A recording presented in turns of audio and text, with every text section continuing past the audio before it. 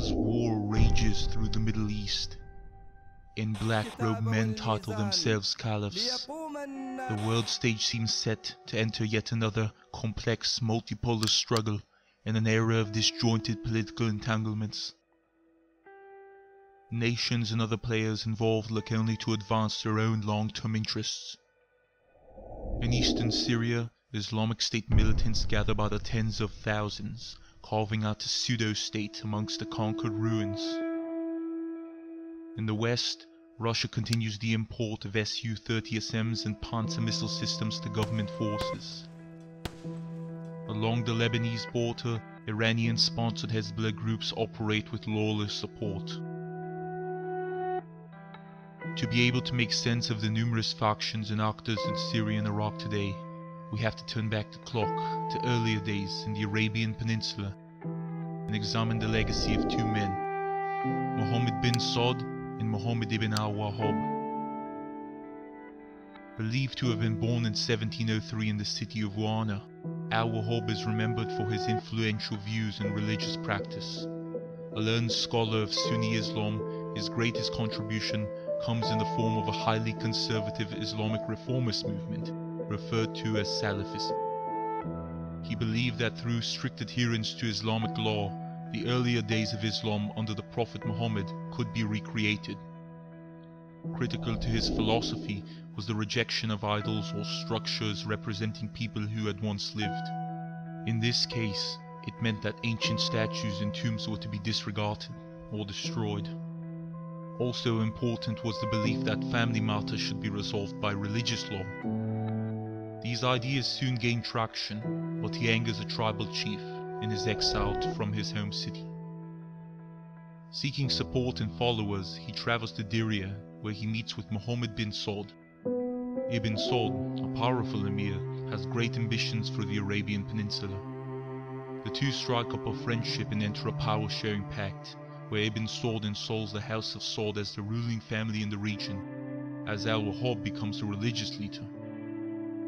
Together, the two successfully established the first Saudi state, and al-Wahhab's Salafist movement becomes deeply entrenched in the very culture of the Kingdom of Saudi Arabia. We return to this later, as it proves to be critical to understanding the current conflict. Turn the clock to 1947.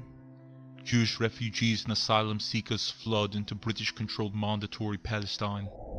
A UN-backed partition plan proposes the establishment of a Jewish homeland within the region. But the proposition is rejected by neighboring Arab states.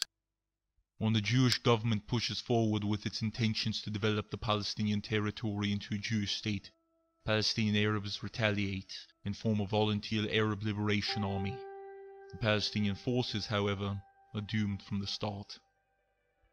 Initially, high morale and a unified stance against the Jewish power bolsters Arab expectations. The Arabs also rely on support from various Arab state leaders, which never materializes. Neighboring Arab governments refuse to get directly involved, and the promised funding and supplies never come.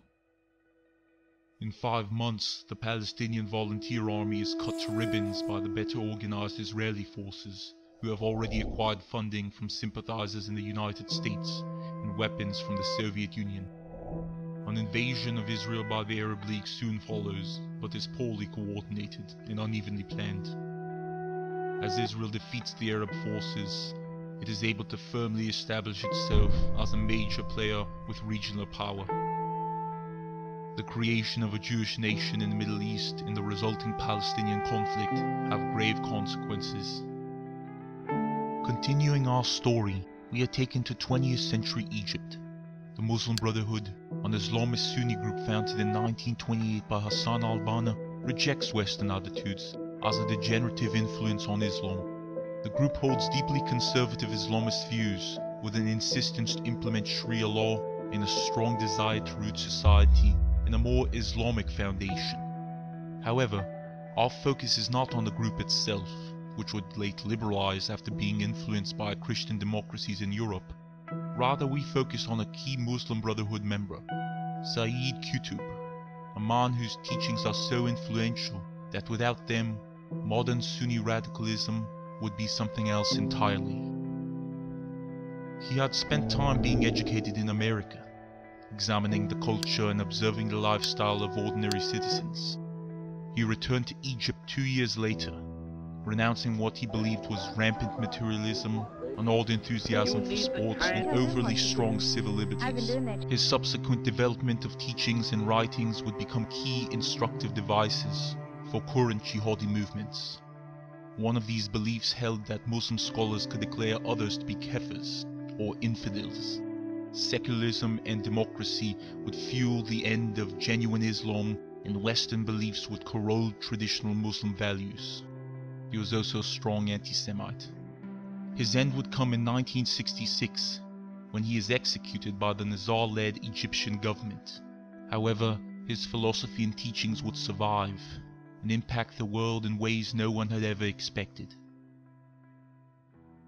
We move on into the 1950s. The Cold War is in full swing. The ideological conflict between the United States and the USSR goes on to determine most recent geopolitical relations. In Iran, the Anglo-Iranian oil company, now BP, is under threat of nationalization. Mohammad Reza Pahlavi, the Iranian Shah, overthrows the democratically elected Prime Minister, Mohammad Moghadegh, with the backing of American intelligence agencies and British SIS. The move is geopolitically favorable to the United States and UK interests, which sought to install the Shah as a more powerful Iranian authority, rather than a figurehead status that he had been progressing towards. Besides the oil deal, the guarantee of having a powerful US ally in control of Iran proves to be highly beneficial. Using the oil revenue, the Shah proceeds with a substantial modernization campaign, which proves to be successful in some regards. This so-called White Revolution translates into positive infrastructure efforts, quickly generating new roads, factories, and railway systems. However, these movements also empower several social groups that have no love for the monarchy, and an economic downturn in 1977 only worsens the growing situation. Many Iranian citizens begin to reject the administration as corrupt. The Shah, who had already banned many representative organizations save for his resurrection party, enjoys liberal use of his Savak secret police forces, which he uses to suppress certain citizens. By 1977, the anti-Shah movement is kicked off by the death of the Shia cleric Ayatollah Khamenei's son. The Shah proves incompetent in handling the movements and protests against him, opting for negotiation rather than a police reaction to the growing revolution. Initially, the movement was simply a rejection of Western ideals and modernization fueled by economic problems. Both secular and left-wing leaders had hoped to use the revolution for their own respective groups. However, they had underestimated Khamenei, who had quietly outmaneuvered them. The US government, then headed by President Carter, mistakenly believed that Khamenei could be supported as a moderate, democratic leader. Cyrus Vance, then Secretary of State, wrongly supported a non-interventionist policy. This inaction helped to accelerate Khomeiни's rise in power and the collapse of the monarchy. The tense creation of the Jewish state in Palestine, the powerful Shia-centric authority in Iran, the teachings of Qutb, the implantation of Salafism in the Saudi state. Together, these factors play a large role in the destabilization of the Middle East. Join us for our next report, where we continue to assess the past and examine the Soviet invasion of Afghanistan, the Gulf War, and more.